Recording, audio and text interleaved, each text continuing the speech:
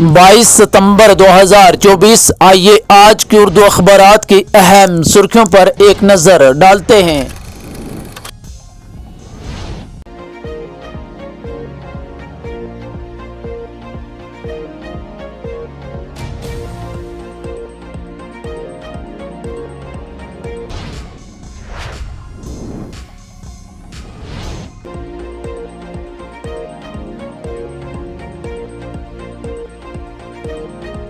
جموں کشمیر کے D G پی نے بڈگام ضلع کے وترحال میں واقع بریل گاؤں کا دورہ کیا، جہاں انہوں نے ایک بی ایس ایف کے حادثے کے بعد مقامی لوگوں کی کارروائیوں کی تعریف کی۔ ڈی جی پی نے مقامی افراد کے لیے نقد انعام اور گاؤں میں ایس پی او بھرتی مہم شروع کرنے کا اعلان بھی کیا ہے۔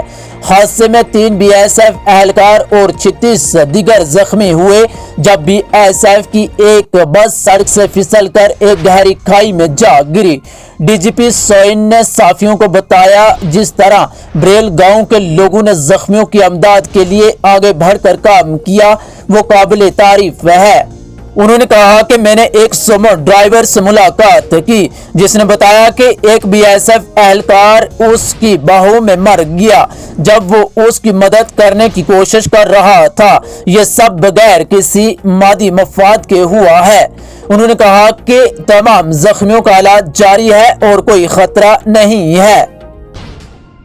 جموں و کشمیر نیشنل کانفرنس کے نائب صدر عمر عبداللہ نے ہفتہ کے روز کہا کہ موجودہ انتخابات میں ان طاقتوں کو مسترد کرنا لازمی بن گیا ہے جو لوگ نفرت اور زہر پھیلانے کے علاوہ کچھ نہیں کر رہے ہیں۔ انہوں نے کہا کہ جو لوگ ہمارے بھائی چارے کو تباہ کرنا چاہتے ہیں، جو لوگ ہمیں مذہبی، علاقائی اور لسانی بنیادوں پر تقسیم کرنا چاہتے ہیں، انہیں مسترد کرنا گزیر بن گیا ہے۔ ان باتوں کا اظہار عمر عبداللہ نے خطہ پیر پنچال میں انتخابی جلسوں سے خطاب کے دوران کیا۔ مرکزی وزیر انوراگ ٹھاکر کا الزام ہے کہ نیشنل کانفرنس اور کانگریس کے تار پاکستان کے ساتھ جڑے ہوئے ہیں۔ انہوں نے کہا کہ جب بھارت سرجیکل اسٹرائیک کرتا ہے تو یہ پارٹیاں فوج کی صلاحیت پر سوال اٹھاتی ہیں۔